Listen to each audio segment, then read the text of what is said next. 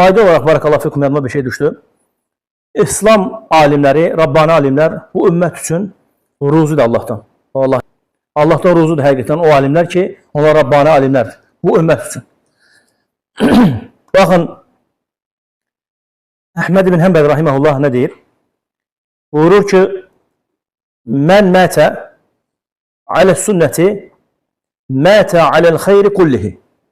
Bakın, İmam Ahmed rahimehullah buyurur ki, men mâte ale sünne, kim sünne üzerinde ölerse, mâte alel hayri kullihi. Bütün hayırları öz üzerine cem etmiş ve bu zurna ölmüştür. Onun öldüğü hal nedir? Madem ki sünne üzerinde ölübse, bütün hayırları üzerine cem etmiştir. Subhanallah. Şerifsiz buyurur ki, mâte alel hayri kullihi. Bütün hayırlar cem edip. Hoş o insanların halına ki biraz göreceksiniz bundan sonra inşallah ki, yani o insanlar müjdeleniblər. O insanlar sünne üzerinde olan insanlardır. Üç kere buyurur ki, kim sünne üzerinde ölübse, kim sünne üzerinde ölürse, arxain olsun, arxain olsun, arxain olsun.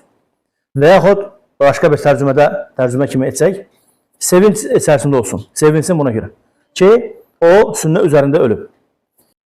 El-Mu'tamar bin Süleyman rahimehullah buyurur ki, "Qâle dehaltu ala abi yevmen."